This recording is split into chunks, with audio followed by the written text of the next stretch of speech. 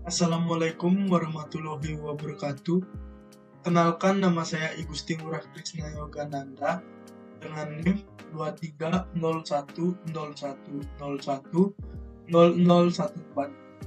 Di sini saya akan membawakan sebuah materi yang bertema Anger Management dari tugas ujian akhir semester mata kuliah Estetika Humanisme. Selamat datang di video ini tentang manajemen amarah, sebuah topik penting dalam estetika humanisme. Dalam video ini, kita akan membahas apa itu amarah, bagaimana cara mengelolanya, dan bagaimana pemahaman tentang amarah dapat meningkatkan kualitas hidup kita. Untuk yang pertama-tama, apa itu amarah? Nah, amarah adalah emosi yang kuat yang timbul sebagai respon terhadap rasa frustasi, rasa tidak adil, atau ancaman. Emosi ini dapat bervariasi dalam intensitas, dari rasa jengkel ringan hingga kemarahan yang sangat intens. Amarah adalah bagian dari spektrum emosi manusia yang normal dan seringkali muncul sebagai reaksi terhadap situasi yang menimbulkan stres atau ketika seseorang merasa terancam atau diserang, baik secara fisik maupun emosional. Amarah bisa dipicu oleh berbagai faktor, termasuk perasaan disakiti, frustasi, kekecewaan, atau perlakuan tidak adil. Terkadang, hal-hal kecil yang menumpuk juga dapat memicu amarah. Adapun dampak-dampak amarah, yaitu amarah dapat memiliki dampak baik pada individu yang mengalami amarah maupun pada orang-orang di sekitarnya. Dampak-dampak ini bersifat fisik, emosional, sosial, dan bahkan profesional. Berikut adalah dampak-dampak amarah. Yang pertama adalah dampak fisik.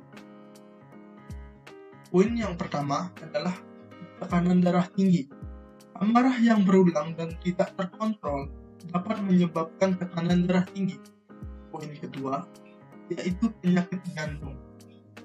Amarah kronis yang bisa meningkatkan risiko penyakit jantung dan masalah kardiovaskular lainnya. Yang poin ketiga, masalah pencernaan. Stres dan amarah dapat menyebabkan masalah pencernaan seperti sakit perut atau sindrom iritasi usus. Untuk poin keempat, adapun sakit kepala. Amarah yang intens dapat memicu sakit kepala atau migrain. Untuk poin kelima, yaitu sistem kekebalan tubuh melemah. Amarah yang berkelanjutan dapat melemahkan sistem kekebalan tubuh, membuat individu lebih rentan terhadap penyakit. Untuk yang kedua yaitu dampak emosional. Untuk poin pertama yaitu stres. Amarah yang tidak terkontrol dapat meningkatkan tingkat stres. Adapun poin kedua seperti depresi, amarah yang disimpan atau tidak diungkapkan dapat menyebabkan perasaan tertekan atau depresi. Poin ketiga, rasa bersalah dan penyesalan. Setelah ledakan amarah, individu sering merasa bersalah atau menyesal atas tindakan atau kata-kata mereka. Untuk yang ketiga, dampak emosional. Konflik hubungan. Amarah yang tidak dikelola dengan baik dapat merusak hubungan dengan keluarga, teman, dan kolega. Yang poin kedua, isolasi sosial. Individu yang sering marah mungkin mulai dihindari oleh orang lain, menyebabkan isolasi sosial atau kesendirian secara jangka panjang. Yang poin ketiga adalah kehilangan dukungan sosial. Amarah yang berulang dapat menyebabkan orang-orang di sekitar individu tersebut menarik diri dari memberikan dukungan emosional atau sosial. Adapun dampak profesional, yang poin pertama yaitu penurunan produktivitas. Amarah yang tidak terkendali dapat mengganggu fokus dan konsentrasi, sehingga menurunkan produktivitas kerja. Yang poin kedua, konflik di tempat kerja. Amarah dapat menyebabkan konflik dengan rekan kerja, atasan, atau bawahan, yang dapat merusak lingkungan kerja. Poin ketiga, ada reputasi yang buruk. Individu yang dikenal sering marah mungkin mendapatkan reputasi yang buruk di tempat kerja, yang mempengaruhi peluang karir mereka. Adapun dampak lingkungan, di kekerasan, amarah yang tidak terkontrol dapat berujung pada kekerasan fisik atau verbal. Adapun yang poin kedua, yaitu kerusakan properti. Amarah yang intens bisa menyebabkan perilaku merusak seperti membanting atau merusak benda. Nah, adapun sekarang yaitu manajemen amarah. Untuk mengelola amarah dengan efektif, kita bisa menggunakan berbagai teknik. Teknik manajemen amarah adalah metode dan strategi yang digunakan untuk membantu individu mengontrol dan mengekspresikan amarah mereka dengan cara yang sehat dan konstruktif. Berikut adalah beberapa teknik yang efektif. Yang pertama adalah teknik fisik. Yang poin pertama adalah latihan pernafasan. Mengambil nafas dalam-dalam dan perlahan dapat membantu menenangkan sistem saraf dan mengurangi intensitas amarah. Adapun poin kedua yaitu relaksasi otot. Teknik relaksasi otot progresif melibatkan menegangkan dan kemudian melemaskan kelompok otot secara beruntutan untuk mengurangi ketegangan fisik. Adapun poin ketiga yaitu olahraga. Aktivitas fisik seperti berjalan, berlari, atau bersepeda dapat melepaskan ketegangan dan mengurangi stres yang memicu amarah. Adapun teknik kognitif. Yang pertama adalah, poin pertama, mengidentifikasi pemicu atau mengenali situasi atau faktor yang dapat memicu amarah, dapat membantu dalam menghindari atau mengelola situasi tersebut dengan lebih baik. Adapun poin kedua yaitu berpikir rasional atau menggantikan pikiran negatif atau irasional dengan pikiran yang lebih rasional dan positif dapat membantu mengubah perspektif dan mengurangi amarah. Adapun poin ketiga yaitu menggunakan humor. Humor yang dapat membantu meredakan ketegangan dan mengurangi intensitas amarah. Adapun teknik komunikasi. Nah, yang poin pertama ini adalah komunikasi asertif. Belajar untuk mengungkapkan kebutuhan dan perasaan secara tegas, tetapi tidak agresif, dapat membantu menghindari konflik dan menyelesaikan masalah dengan lebih efektif. Poin kedua yaitu pendengaran aktif. Mendengarkan dengan penuh perhatian dan tanpa menghakimi dapat membantu mengurangi kesalahpahaman dan konflik. Adapun poin ketiga yaitu menggunakan saya dalam suatu pernyataan. Maksudnya apa? Maksudnya menggunakan pernyataan yang dimulai dengan saya merasa daripada kamu selalu. Itu dapat membantu mengekspresikan perasaan tanpa menyalahkan orang lain.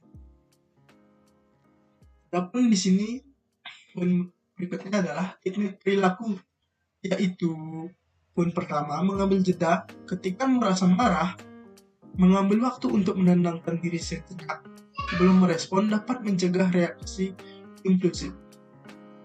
Poin kedua mengubah lingkungan, yaitu Menghindari situasi atau lingkungan yang memicu amarah dapat membantu mengurangi frekuensi dan intensitas amarah. Poin ketiga, adapun memecahkan masalah. Fokus pada mencari solusi daripada memikirkan masalah dapat membantu mengurangi rasa frustasi dan amarah. Adapun poin berikutnya adalah teknik emosional. Poin pertama, meditasi dan mindfulness, yaitu praktik meditasi dan mindfulness dapat membantu meningkatkan kesadaran diri dan mengurangi reaktivitas emosional. Adapun yang poin kedua yaitu menulis jurnal. Menulis tentang perasaan dan pemikiran dapat membantu mengidentifikasi pola amarah dan mencari cara untuk mengatasinya. Adapun poin ketiga, yaitu mencari dukungan. Nah, berbicara dengan teman, anggota keluarga, atau konselor dapat mengatasi perasaan amarah dan menemukan strategi coping yang efektif. Nah, yang terakhir, adapun bantuan profesional seperti terapi. Terapi dapat membantu individu mengidentifikasi dan mengubah pola pikir dan perilaku yang berkontribusi pada amarah. Adapun poin kedua, konseling. Konseling individu atau kelompok dapat memberikan dukungan dan alat untuk mengelola amarah. Adapun poin ketiga yaitu program manajemen amarah. Mengikuti program atau kelas manajemen amarah dapat memberikan pelatihan intensif dan keterampilan untuk mengelola amarah dengan lebih baik. Adapun berikutnya yaitu mengintegrasikan estetika humanisme. Setelah memahami teknik dasar untuk mengelola amarah, penting untuk melihat bagaimana manajemen amarah dapat diintegrasikan dalam konteks estetika humanisme. Estetika humanisme adalah pendekatan yang menekankan pengalaman manusia, keindahan dalam interaksi, dan keharmonisan dalam kehidupan sehari-hari. Pertama-tama, mari kita lihat bagaimana amarah dapat mempengaruhi hubungan manusia. Jika kita marah, kita cenderung bereaksi secara impulsif dan emosional. Reaksi ini bisa merusak hubungan dan menciptakan jarak antara kita dan orang lain. Dalam estetika humanisme, penting untuk menciptakan hubungan yang harmonis dan saling memahami. Nah, untuk mencapai ini, kita perlu berlatih kesabaran dan empati, mendengarkan dengan penuh perhatian, dan berusaha memahami perspektif orang lain dapat membantu meredakan ketegangan dan mencegah konflik. Saat kita mampu mengelola amarah, kita dapat berkomunikasi dengan lebih efektif dan menciptakan lingkungan yang lebih damai dan mendukung. Selain itu, ekspresi diri melalui seni juga bisa menjadi cara efektif untuk mengelola amarah. Melukis, menulis, atau bermusik bisa menjadi saluran untuk melepaskan emosi negatif dan mengubahnya menjadi sesuatu yang indah dan bermakna.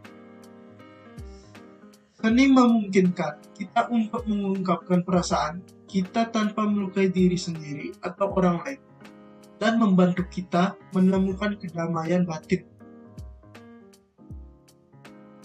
Adapun yaitu latihan mindfulness dan meditasi juga sangat sejalan dengan prinsip estetika humanisme. Dengan mengamati pikiran dan perasaan kita tanpa menghakimi, kita dapat belajar untuk melepaskan amarah dan menemukan ketegangan dalam diri kita sendiri. Meditasi membantu kita memahami bahwa emosi adalah bagian alami dari pengalaman manusia dan tidak perlu mengendalikan hidup kita. Itu saja. Terima kasih telah menyaksikan video ini tentang manajemen amarah.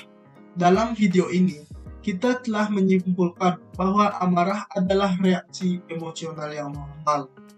Namun, jika tidak dikelola dengan baik, dapat berdampak negatif pada kesehatan fisik dan mental kita serta hubungan dengan orang lain.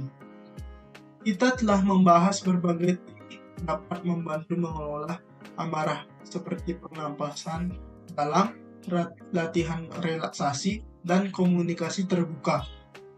Teknik-teknik ini tidak hanya membantu kita mengendalikan emosi, tetapi juga meningkatkan pemahaman diri dan interaksi kita dengan orang lain. Baik, itu saja untuk materi yang bertema anger management. Apabila ada salah kata mohon dimaafkan. Saya ucapkan terima kasih karena sudah menonton video ini. Akhir kata saya ucapkan salam. Assalamualaikum warahmatullahi wabarakatuh.